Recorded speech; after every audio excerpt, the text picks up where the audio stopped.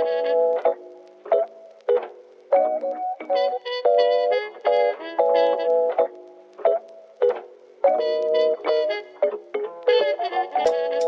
feel like there is like a court-appointed stylist for the whole country, and every year they come out with like lookbooks of like, here are Numenor's fall colors. Like, here's a new cut for a ladies' night out, or like something like that. By royal decree, thou shalt follow the new fall color scheme, all Numenor residents. Yeah, exactly.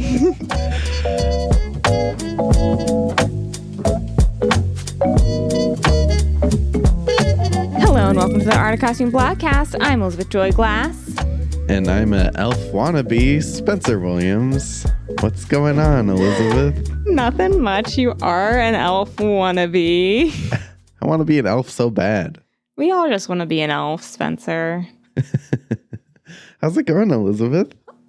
It's going okay. It's going okay. Haven't been doing much. Just like watching The Big Bang Theory. Like, what is with you and the Big Bang Theory? You brought this up last episode too. I needed to watch something new, but I needed something that wasn't going to depress me. And I'd never watched through it all before. So I decided it's on HBO Max. So I was like, okay, I'll do that. It's interesting. Right. It's interesting. But yeah, I'm doing that. Attempting to follow the British Prime Minister change. Because I was like, whoa. The person who runs your government can just quit after a little over a month. What's happening? Did you see, I think it's on maybe TikTok, I don't know, where someone had like a timer next to like a wilting head of lettuce, and it was trying to see like, what ends first, the lettuce or the prime minister? I did not see that. I'll send it to you. Yeah, but that whole situation has been blowing my mind. I've just been like, okay, all right. Speaking of prime ministers, The Crown is coming back in a couple of weeks. I know. I cannot wait. We're big Crown fans of the show. A big Crown fan. Anybody who is taking it as serious history, though, like, don't. Because a lot of people are bringing up its historical inaccuracies. And I was like, did we not all realize that? Right. Like, was this not already... People were confused? Okay. I believe it was Dame Judi Dench who did she's like angry. Yeah, she said you need to put like a message at the beginning. I'm like, Judy, we know this isn't, it's Netflix. I still don't understand. It doesn't have documentary next to it, so I was assuming it was mostly made up. I do love the idea of like Judi Dench sitting at home drinking tea and watching a Crown and being furious. So. Right. That's good stuff. I was like, that's what I want for my old lady Brits. Drinking tea and being furious and about inaccurate British royalty history. Yeah, that's good stuff. I'm proud to report that my air conditioner is not on. It is a wee bit chilly outside. Oh, look at that. Very slight. Not that it's cold out, but we don't need the AC. Wow. Will I still probably turn it on at some point today? Probably, because I like to keep it a crisp 40 degrees in my apartment. Do. It's disgusting. Elizabeth was in my car the other day and she's like, can you turn off the AC? Like, I was so cold. I'm happy for you, though. I'm happy that you get to at least save on your electric bill. Yeah, that's pretty nice. I appreciate it. Thank you, Mother Nature. I know you're very upset with all of us, but I don't know what to say. Yeah. But Spencer, what did we watch this week? This week and every week for the past 8 weeks, we have been watching The Rings of Power, our favorite new spinoff of The Lord of the Rings. Yes. And I am obsessed. I cannot wait to talk about this. I love it. I'm not as big of a fan as you are, but I love it. It's fun. It's just fun. I don't like where this is going already. That's where you must bow down to the greatest show created ever. Why do you always get so mad at me when I just am fine with things that you love? That was like a stare you give me when I say that Avatar's fine. Yeah, that's right. No, it's fine. It's okay. You don't have to love as much as I do. But I thought it was fantastic. Yeah. I have nothing but good things to say about it, and I'm excited to talk about the costumes created by one of the greatest costume designers of all time, the GOAT, Kate Hawley. Yes, Kate Hawley. Love a Kate Hawley designed movie or TV show. Spencer, do you want me to give a little summary? I would love for you to give a summary. Set thousands of years before the events of J.R.R. Tolkien's The Hobbit and The Lord of the Rings of Power follows an ensemble of characters, both familiar and new, as they confront the long-feared reemergence of evil to Middle-earth. Oh. Dun, dun, dun. Dun. That was a very scary intro.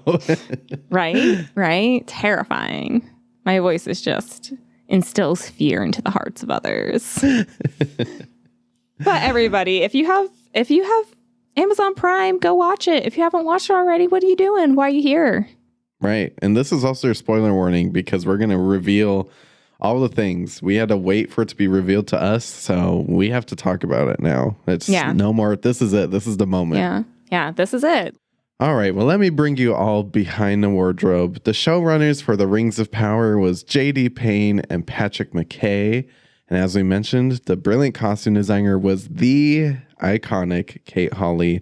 Some of her notable work, Pacific Rim, Edge of Tomorrow, Suicide Squad, and Crimson Peak, one of our favorites. Yes. With that, we have not seen a lot of interviews come out from Kate Hawley, so we don't have as many behind the wardrobe facts. Interesting enough, most of the behind the wardrobe facts in this episode are actually coming from the cast themselves and their interviews talking about the costumes. Apparently, the entire cast are just all big Kate Hawley super fans. So I'm excited to hear what they have to say. But to start out with, before we go to our break, Morfydd Clark said in an interview with CBR that costume designer Kate Hawley mentioned that she wanted to make things really difficult for cosplayers in a sense that she wanted the costumes to be extra challenging.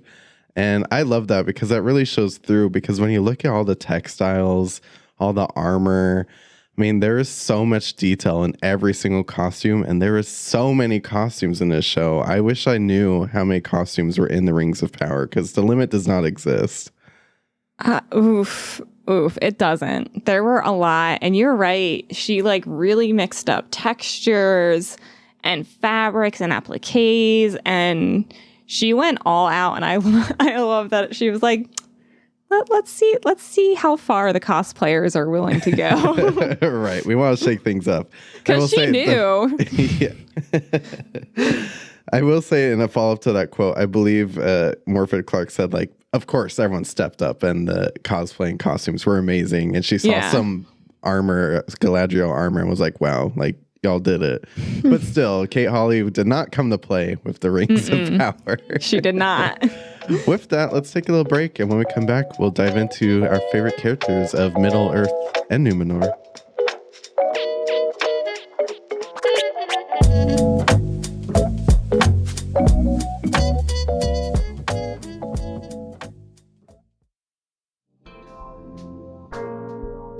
Hello, Blogcast listeners. It's Elizabeth Joy Glass, co-host and producer of the Art of Costume Blogcast. Thank you so much for listening. We appreciate all your support. If you wanted to continue your support, you can now become one of our costume mavens when you become our patron at patreon.com/theartofcostume. There we post unheard bloopers, highlights, and you can even catch our monthly bonus episodes for patrons only. Make sure to check out the description for a link to our Patreon.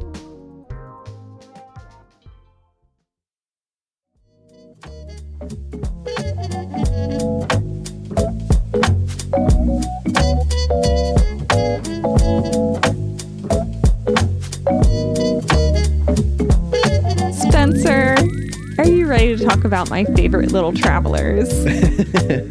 Of course your favorites would be the Harfoots. How could my favorites not be the Harfoots? They were adorable. my favorite part of this entire series. Yeah. I mean, I actually at first I was like, I don't know. But by the end of it, I was in love with them. I actually watched the finale with Avisha and I caught her crying out the corner of my eye at like every Harfoot scene. They're just so lovable. They're so cute. They are and I would argue they're even more lovable than like the Hobbits, I think.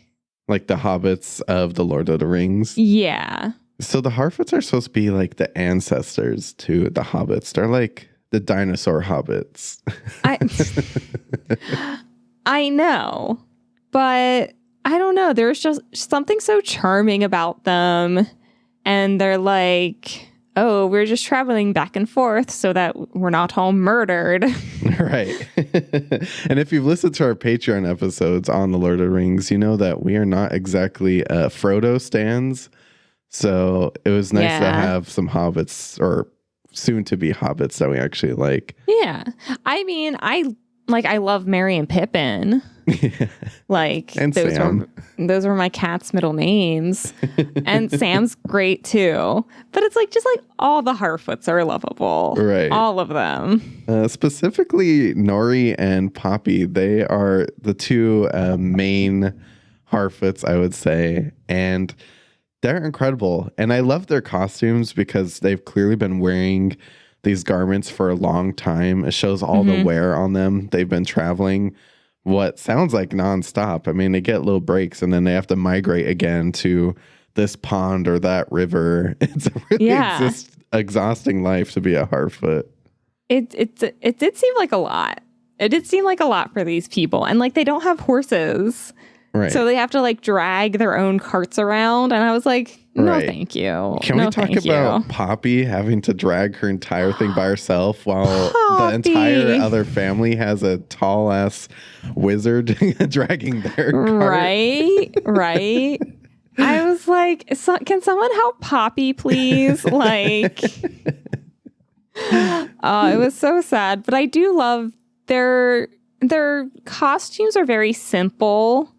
It's just like shifts and skirts and pants. Like there's nothing crazy about their wardrobe, but their hair. Right. To blend in and hide from literally anyone or anything. Yeah. Oh my gosh. It's so cute. Oh my gosh. They have like little leaves in their hair, some berries and little bird's nest happening in their hairs to blend in with the environment. And every time they would hide, I would be fooled every time. Every single time. Yeah, you do not see them coming. Right. You don't see the Harfoots coming. I did think it was so funny. I think it's like in the first episode, there are like some trappers or something who the Harfoots scare them. Yeah. And I was like, that's so cute. They're so scared of everything, but they're like this legend that scares these hunters.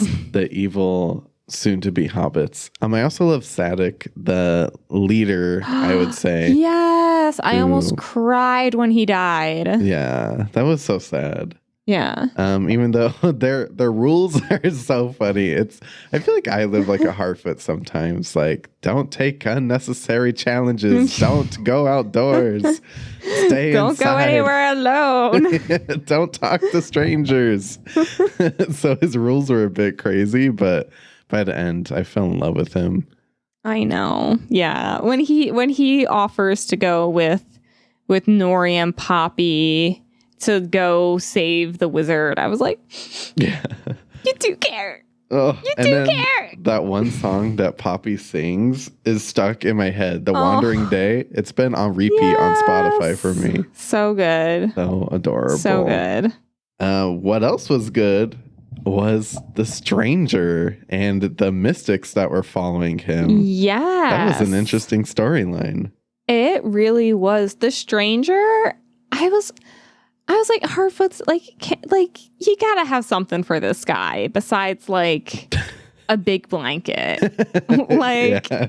I don't even think it was a blanket. I think it was like one of their like tents. Yeah, it's like a dirty blanket that I see on TikTok all the time when they're like cleaning this 100-year-old blanket and like scrubbing all the dirt out of it. Yeah. Yeah, the stranger was real interesting. He wore like, it's a really interesting textile if you look closely at his slanket. And I will say, and it's a debate that Elizabeth and I have been having for several weeks now, the texture of his slanket does give strong Gandalf vibes. I will say that. Yeah. But I think it's just a slanket. After our conversation last night, though, I'm like, ooh, is this Saruman? Yeah. Like, I'm really starting to be like, after everything you said, I was like, okay, hold on, wait a second. And then you remember, so Gandalf dies in the Fellowship, and when he comes back, he's all like bright and white and like ready to go. And I'm like, do they all start off like Gandalf the Grey? Yeah. And then get like upgraded? I don't know. So, okay, for everyone out there, I'll give you like 30 seconds of being a nerd. Though wizards are called the Istar, and when the mystics are like, oh shit, he's not Sauron, he's the Istari, that means he's one of the wizards. Gandalf and Saruman and Radagast all appear in Middle Earth in the Third Age. There were two other wizards, the Blue Wizards, which appeared in the Second Age, which is where the story takes place. So if we're going by the books, it should be one of the Blue Wizards, probably Alatar, which also both of these wizards at some point travel east to Rune, which is also where the Stranger and Nori are going right now, is Rune. So, but at the end of the day, I feel like Rings of Power wants us to believe it's Gandalf, but I don't know if it's that simple. But it could also be Saruman. I don't think it's Radagast. He's just playing with animals. No. I think the Hobbit effectively killed that idea. There's no way that is Radagast. Yeah. But then we have the Mystics, who are I wish we'd gotten more time with the Mystics. Right. They're such badasses. Yeah, because they like stand around creepily and then they die. Yeah. Well, we think, or they just get vaporized to another dimension. I don't know. They got vaporized into moths. That's right. Yeah. That's right. Yeah, because they just stand around. And then they were looking for Sauron, right? Yeah. Well, they think they found Sauron. They're like, what's up, girl? And he's like, yeah. Yeah, I was so confused. I was like, what? Hold on. I was like, oh no, they're not going to make Sauron sympathetic. Yeah. Are they? I was like, oh, come on. Can't like one baddie just be a baddie? Yeah, no, he's actually just in the Southlands being like a attractive frat guy disturbing the peace. We'll talk about it later. But like they look so cool. They're in all this like, it's like a white gray. It's like very silvery. In some light, it's like pure white. In some light, it's like gray or silvery. And then they have all this like silver like medallions and armors and like little pieces. And I'm just like, what's your deal? Yeah. Like, they're very creepy. I love the drape of that fabric. It actually kind of reminds me of like the Moon Knight fabric a little bit, like that specific color. Yeah. The Mr. Knight color? Yeah, a little bit. But they all look like such badasses giving these, fashion stare downs. I specifically love the one who has 0 lines with the staff. They have names for them now. Yeah. I forgot to write them down. And they're not like real names. It's like the Traveler or the Nomad, like just random names. They're creepy. I love them. I also love the one with the helmet. They remind me of the Valkyrie from the Northman. Do you remember that episode? Oh, yeah. I mean, that helmet was giving me strong orc vibes. Right. But yeah, I know exactly what you're talking about. Let's go somewhere a little bit more sunny, though. You love the sun. I do. I would love Numenor. The island of Numenor. stunning. I mean, Kate Hawley should be nominated for an Emmy for Numenor alone. That would be perfectly fine. So beautiful. It's very like Grecian, very like Byzantine, and it just like it works. Yeah, it's beautiful. It's very inspired by the sea. Lots of scales in the armor if you look closely. The colors are blues and orange and white and gold. It's just like a very, very rich color palette. It's something, I don't know, it seems so obvious, but it's just something that's so beautiful. I feel like I've never seen anything like this, actually, Numenor. Also, it's supposed to be the most expensive TV show in history. I'm like, yeah, most of that's Numenor. Better look good. I was like, that is Numenor in this gigantic cast. Yeah. Yeah, no, I love Numenor's whole aesthetic. Like I said, like super Grecian, a little Byzantine thrown in there. I like their color palette and the fact that everybody's on board with this color palette. Like I feel like there is like a court appointed stylist for the whole country, and every year they come out with like lookbooks of like, here are Numenor's fall colors. Like, here's a new cut for a ladies' night out, or like something like that. By royal decree, thou shalt follow the new fall color scheme, all Numenor residents. Yeah, exactly. But one of her behind the wardrobe facts actually comes from Cynthia Adai Robinson, who plays the Queen Regent Muriel. She told Town and Country, she said, first of all, I remember when I had my first meeting with the costume department, spearheaded by Kate Hawley. She has this amazingly talented team. I felt like I was stepping into a couture studio because everything was being crafted for me. There were cobblers, there were embroiderers. Nothing is accidental or arbitrary. There was so much care put into each piece, and of course, there was the jewelry. I had this one headpiece that was handmade, and our jewelry maker, Jasmine Watson, would craft these incredible pieces, dripping with jewels and all inspired by Numenor. Everything has this elemental feeling in the shape and materials. There's no plastic jewelry here. It's all beautifully crafted. Sometimes I would look at the things on my co-star, Tristan Gravel, and we would just admire each other's pieces. It's a huge part of how you transform into a character, especially someone meant to be the leader of a prosperous nation. The jewelry embodies that wealth in this society. I love that. Oh, I do like, none of it's plastic. I know they had $1 billion, but like, yeah. Come on. Yeah, it's all. Like, is it all like genuine then? I guess so. Like maybe it's like all like gold plate. It's probably plate. I don't know, but you and I are trying to hang out with Kate Hawley soon, and we have lots of questions. Yeah, that's an understatement. Maybe we should hit up this Jasmine Watson also and ask about all the jewelry because killed it. I mean, the jewelry is incredible. Incredible, extensive. There's so much of it. But then we have the little punk Isildur. No. I couldn't stand him. Oh, no. His dad's hot, but I couldn't stand him. Elizabeth is referring to Ellen Daddy and Isil Daddy. Don't call Isildur a daddy. He's like your annoying stepbrother. I love Isildur. I'm a big fan. Why? He's cool. He's kind of hot. Like in a frat bro way, maybe. Like he's what like all the freshman frat bros look like. Right. Before they like go to the gym and start working out. Well, Isildur and Elendil, they have quite the life ahead of them. So we meet them at the way beginnings of that. Though Elizabeth might not enjoy Isildur, I think the armor worn by Elendil and Isildur is really cool. I love that like white scale armor. I love it. I love how it interacts with all like the gold pieces.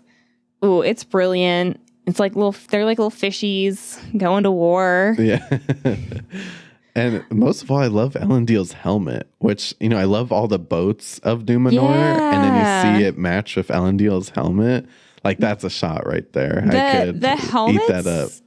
they definitely reminded me of Rohan, and I was like, I wonder if like Rohan like is also like born out of like that society somehow. It was very interesting. Numenor does seem to have like a little bit of a fascination with, I mean, obviously the sea. With horses, and too. Horses is what I was going to say. Like, they're like the seahorse, you know, especially with Isildur's helmet we see with like the white ponytail coming off of it. Yeah. Well, Elizabeth, Numenor is great this time of year, but I think we need to take a little break and head back to Middle Earth because I don't know if you know, but Numenor might get a little bit flooded in the coming years, so we got to go. Ooh, rat row. Let's take a little break.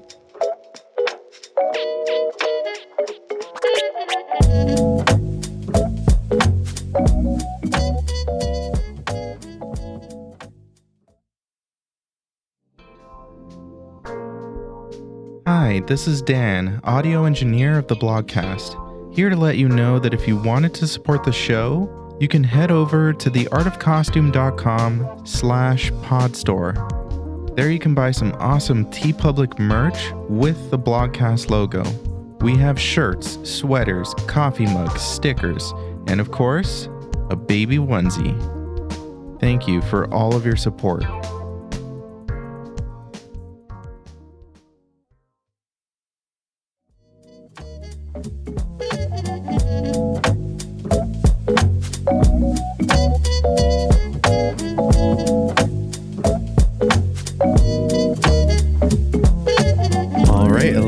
Are you ready to talk about Galadriel? I am. Why don't you go first? Her costumes were beautiful. I'll admit, I'm not the biggest Galadriel fan. I'm simply not. And I'll leave it at that. Do you mean this Galadriel or all Galadriels? Why do you have to do this to me? Oh, okay. We don't want to talk about it. I'm not trying to be rude. She was not my favorite character. Okay. At first, I was not in love with Galadriel's portrayal. It was weird because everyone thinks of Cate Blanchett. That's just like the curse that Morfydd Clark had to endure with. But by the end of it, I really thought she did a brilliant job. I felt like she has to portray a way younger Galadriel, and there was still like a lot of Cate Blanchett mannerisms with the like kind of like spaced out, very serious, no emotion type Galadriel, and I saw a lot of that in her. But with that, so we don't have to get into a hot debate because Elizabeth and I have already had this debate. I love her costumes, especially the armor she wears when she gets to the Southlands. Yes. That is some dope armor. That is beautiful. The armor she has on when they're about to go back to the Undying Lands. It's a little disappointing for something that's supposed to be for elves. Yeah. I was like, this is a little plain. But it doesn't matter because she's noping out of that situation. Yeah. She's like, bye. I have shit to do. She thought the same thing. She ripped the armor off and jumped in the ocean. She was like, bye. Yeah. she was like, not yet.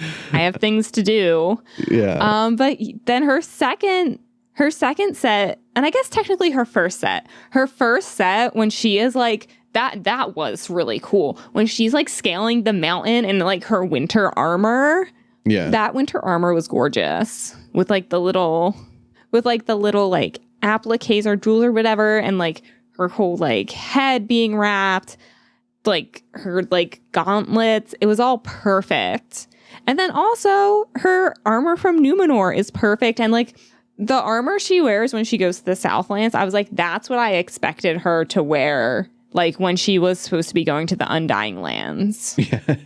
I feel like when they're going to the Undying Lands, they gave everyone like this uniform. They're like, you must wear this armor as you enter. And you're all going to the Undying Lands. We don't want to give you our favorite armor because we'll never see it again.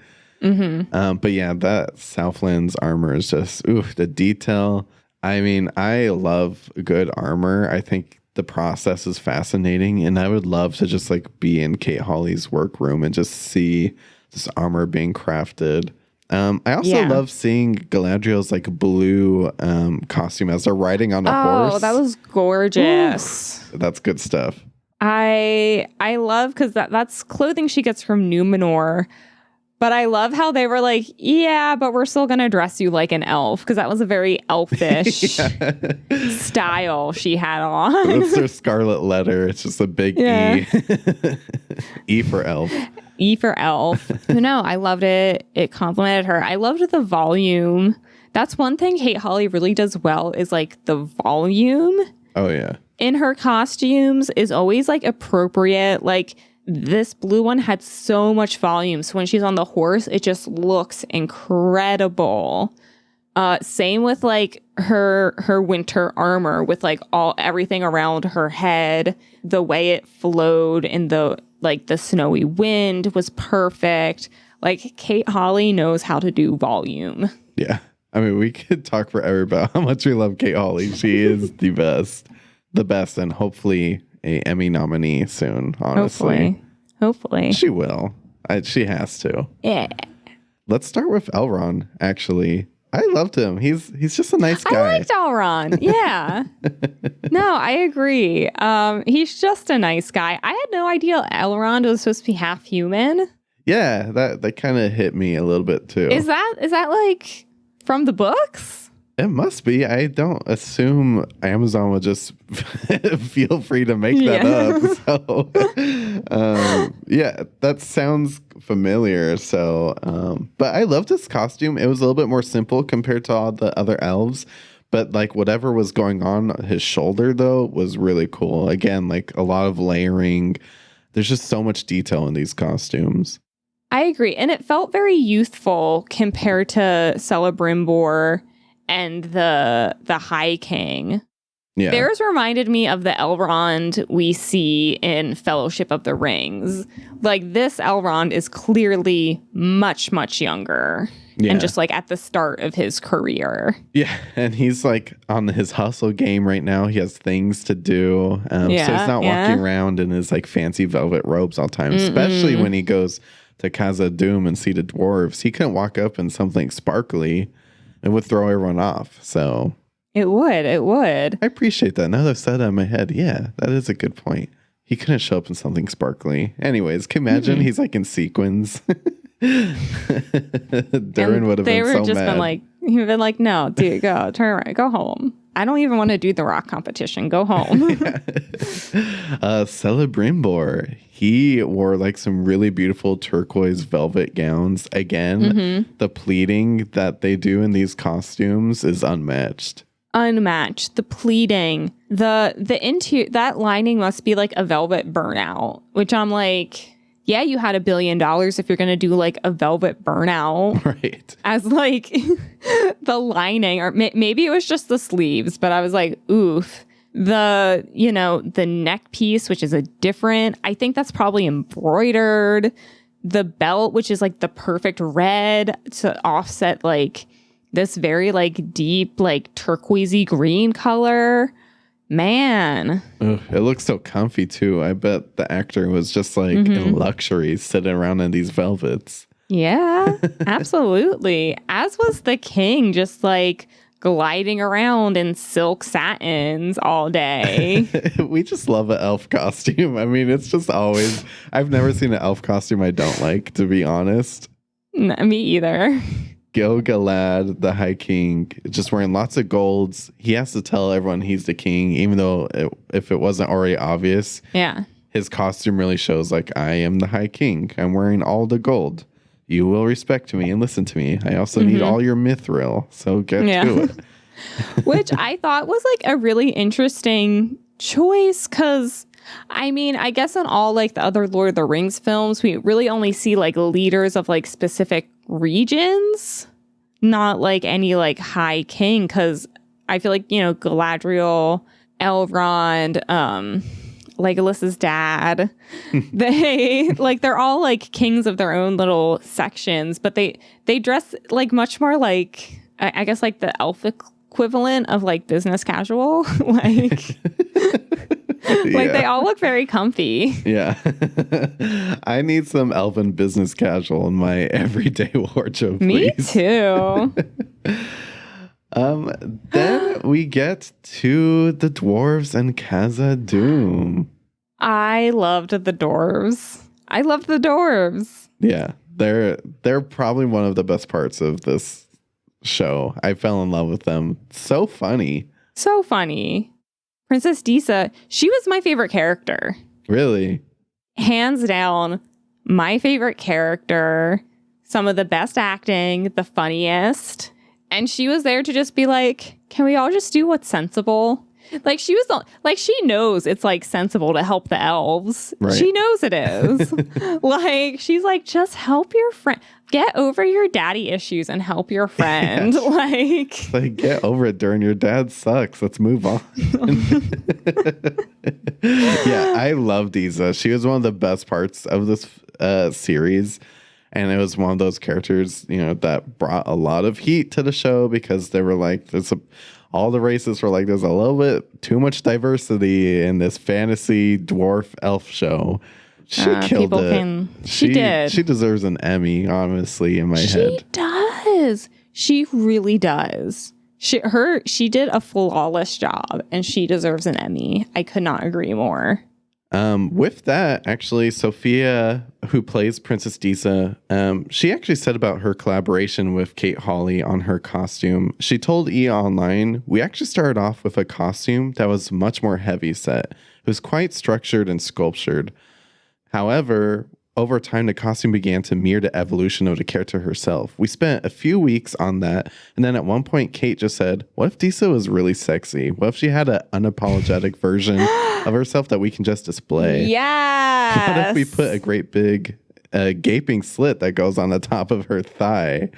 And yes. I love that. It was like they knew the haters were coming and we're like, Disa is cool. She's sexy. Let's just lean into that. And yes, that's one of my favorite behind the wardrobe facts. And also, she gave birth 2 days after her audition for the Rings of Power. What? Yeah. So she looks great. She does. Looks really good. So she talked a lot about in other interviews about how Kate Hawley was like really there for her. All of her costumes like really suitable for her as, in the days following giving birth to a child. So she was killing it on this show. I love that. And Durin really compliments her wardrobe wise. Yeah. Like, might I say one of my favorite dwarves of all time. Same. Gimli has a special place in my heart, and Thorin has a special place in my heart. That's mostly just because he's played by Richard Armitage. But I really liked Durin. I love that his cloak complements his wife's one like white and gold outfit. Yeah. I was like, yes, like he knows. He probably just lets her like choose all of his clothing. Right. And it always looks good. I would hang out with Durin. Like I love Gimli, but I feel like hanging out with Gimli wouldn't be as fun because he is very serious most of the time, except when he drinks and likes to party. But there's only two sides of Gimli. I feel like Durin always loves to party and joke around. So yeah, I think he's always ready for that, but he knows when it's time to like work too. But now we have to talk about Ismael Cruz Cordova, who plays Arendir, our new favorite elf. My favorite elf. My favorite. Like, he is neck and neck with Legolas. Yeah. Like, dude, he kills it. He kills it. Arendir's armor is very cool. It has like this beautiful, it looks like woodwork to his armor. Yes. It looks like a face and like carved into the bark of a tree, and it is spectacular. It is beautiful. It reminded me of the trees in Game of Thrones. Yeah. It reminded me of that, but yeah, it has this beautiful wooden texture, this great like leaf detail. And it's all like he's all in grays, like very, because, he's like a guard basically. So he's like got to hide into that mountain. Oh, man. And does he do it, though? I mean, he does the thing. Ooh, he does it in style. You know what else his armor reminds me of? is the hat that Jessica Chastain wears in Crimson Peak, actually. Oh, with the face. Yeah. Yes. Another Kate Hawley genius point, you know? Yes. Oh, I like that. so good. Arondir is one of the best parts of this show, and he better stay from beginning to end. Yeah. I believe he's a character created for the show, and that's perfectly fine with me. I can believe that. Yeah. I think most of the characters of the Southlands might have been created for the show. Specifically, Bronwyn and her son, who are living in a village in the Southlands. I love Bronwyn's little outfits. They're cute. She's a hard worker. She's clearly like living in a pretty misogynistic village, but she's carrying it on her back. She becomes a leader when she shouldn't have to be. Yes. She kills it. I love her. She was like, it's not enough that I heal all of you. I have to like figure out this situation as well. Great. I guess I'll just do that. She literally brings in the head of an orc and she's like, can we go now? Like what? She was like, let's go. Let's move. Chop, chop. But I love her dress. It's extremely simple. It's like a little risque for the time too. But that's okay because she's like trying to get Eridir's, attention. Yeah, that's funny. So, she knows what she wants. She knows what she wants, and she's not afraid to go after it. Right.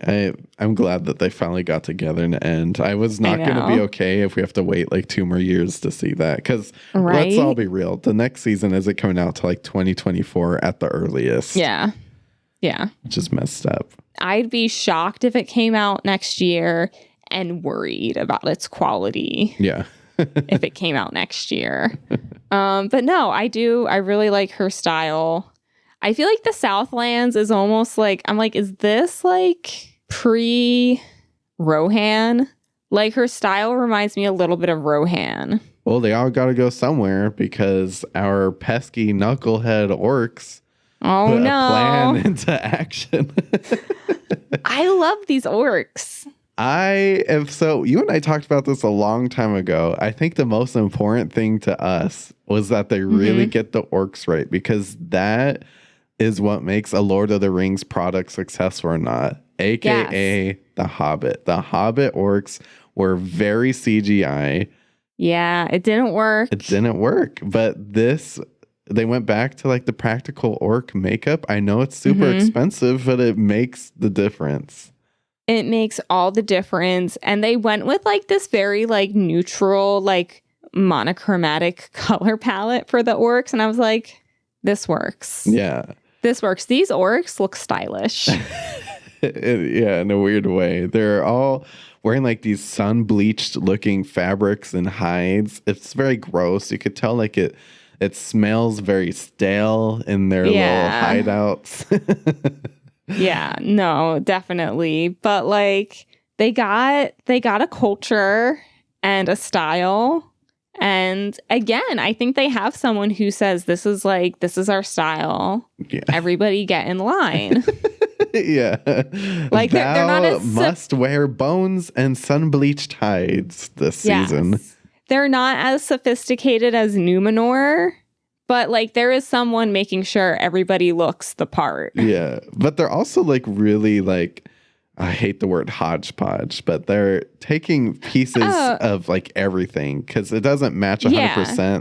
One guy's wearing a bone. One guy's probably wearing a helmet that he probably killed off of someone the other day. Yeah, no, they're definitely scavengers. Like they're not making a ton of this stuff themselves. They're scavenging it, but like then I think they're like DIYing it and, throwing out what doesn't work. DIYing it, yeah, for sure.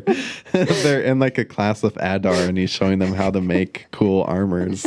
Yeah, exactly. At the same time streaming it on Twitch.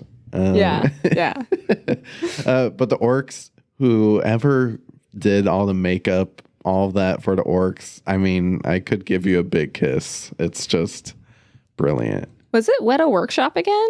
I actually don't know. I didn't look it up. But if so, like, I want to shake everyone's hands. Yeah. We have to talk about Adar, one of our new villains. Yeah. Before we get into it, Elizabeth, do you know what other show we've seen this man in? No. Game of Thrones. Do you know who? It's going to blow your mind. No. It's Uncle Benjen. That's Uncle Benjen? Yeah. Whoa.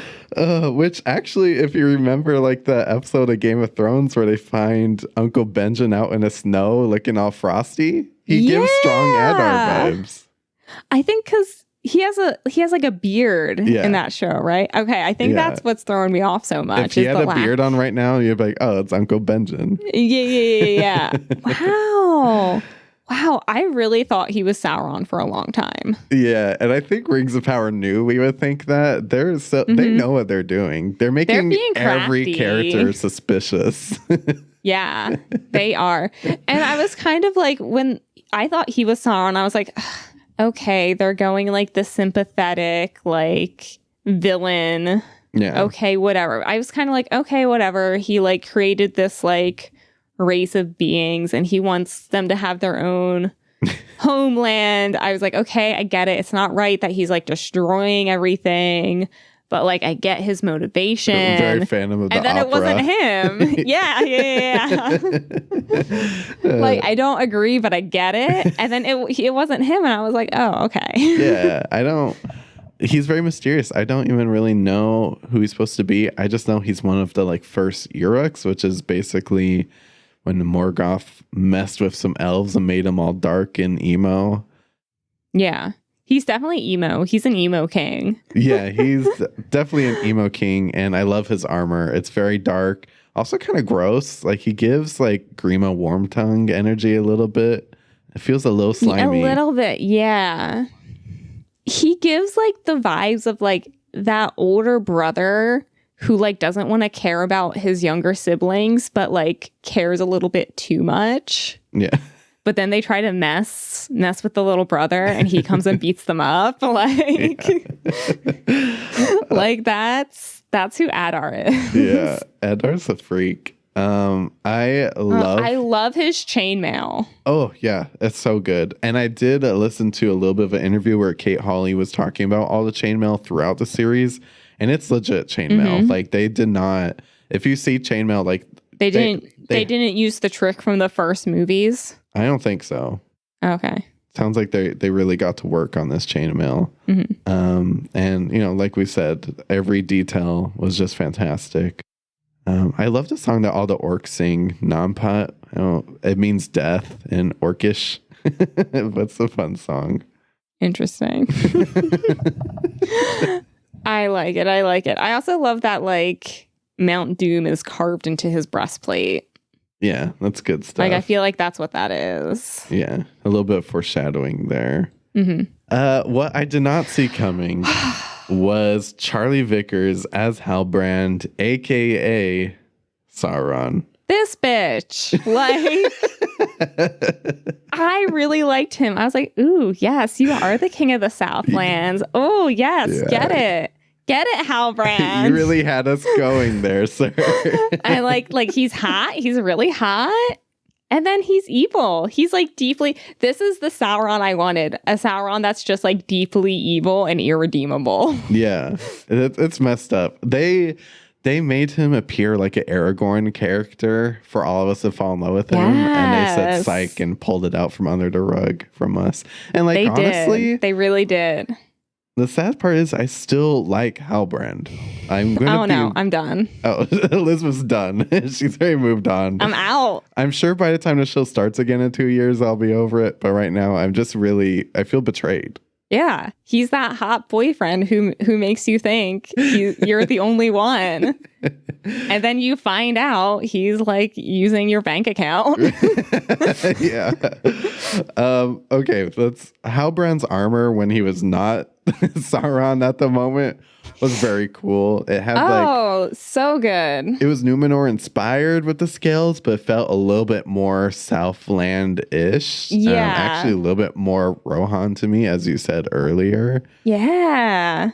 Very like Middle Earth with like all that like leather detail. It's a lot flat, like more flat.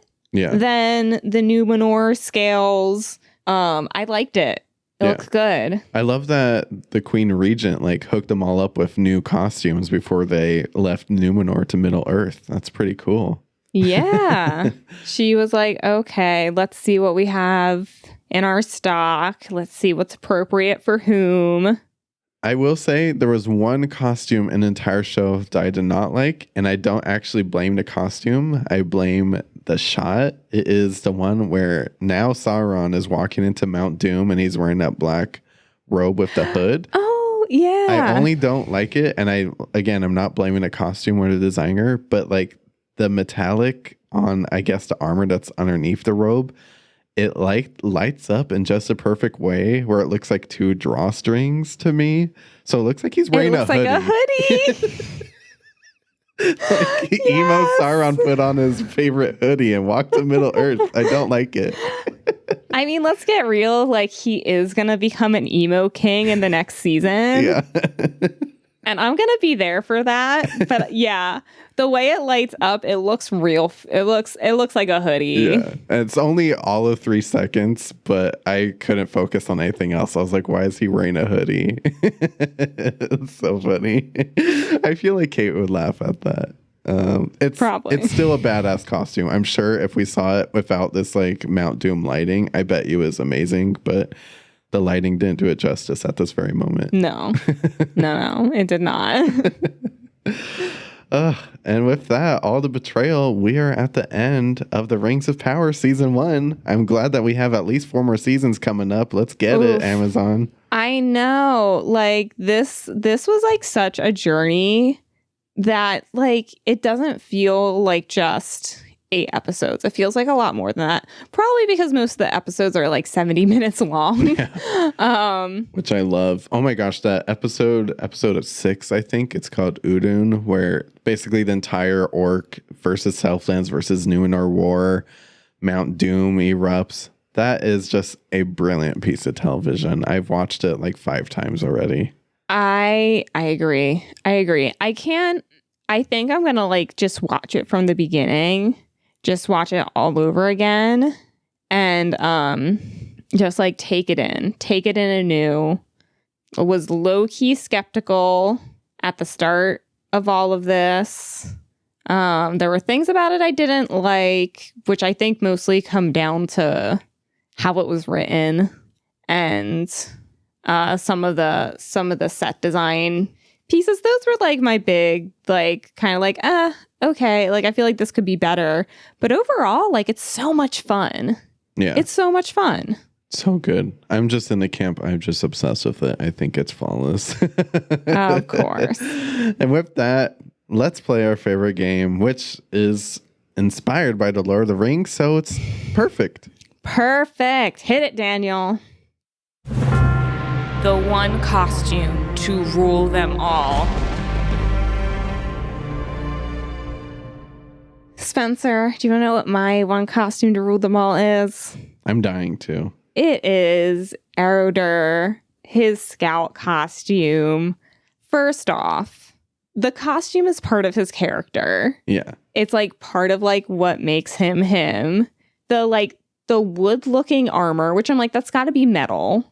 Like the craftsmanship that went into that, flawless. Yeah, so good. The cape, it all comes together flawlessly on Ismael Cruz Cordova. Like, I'm gonna like be looking at his IMDb to see what else he is in, because like he was flawless, and it is a perfect look head to toe. Yeah, it's pure art. I also just noticed that there's a little belly button carved on his armor. Did you notice that? Right? Isn't that funny?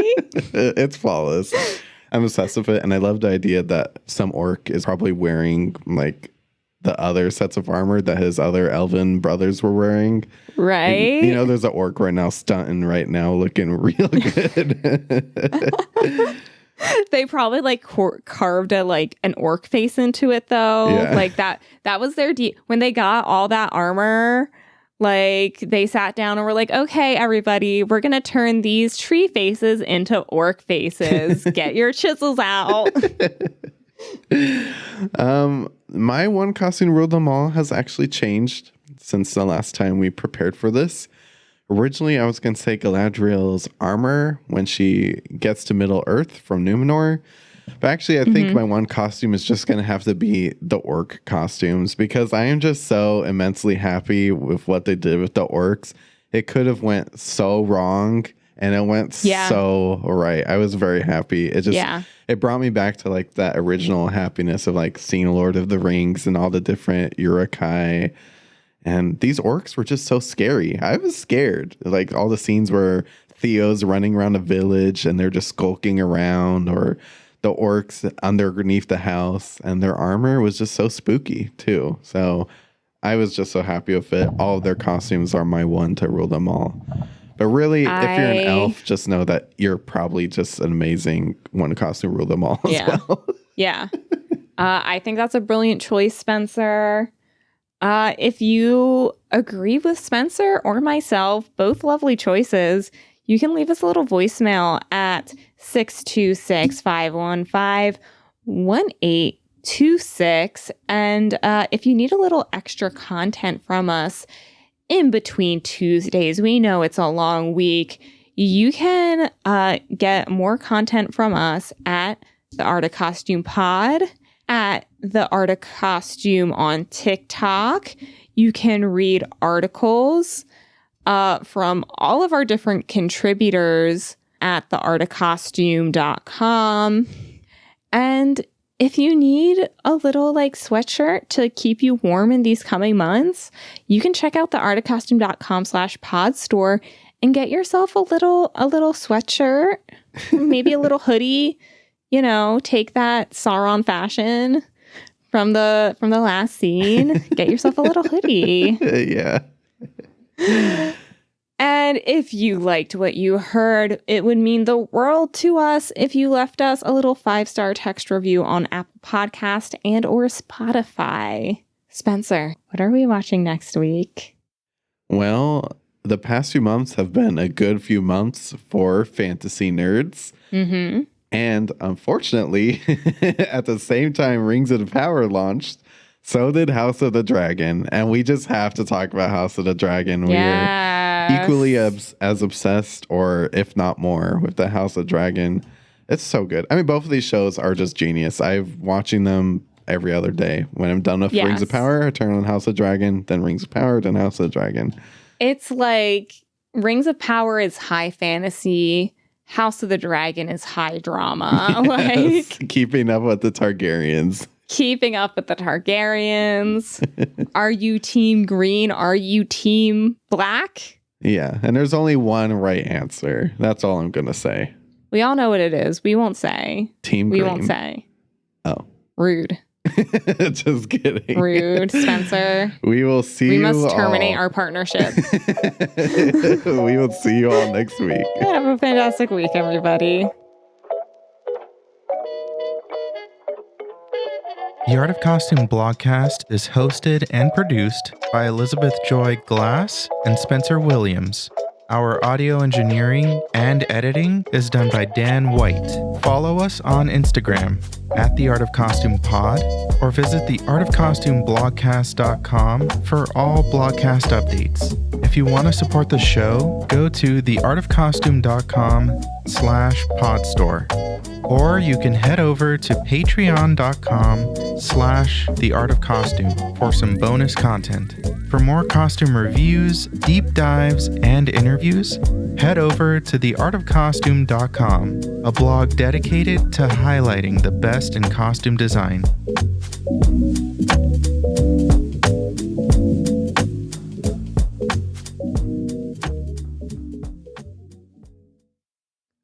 Oh my gosh, you know what I love? Sorry, sidetrack. Do you watch those videos of like people who clean graves sites? I've seen those. Yeah, that's good stuff.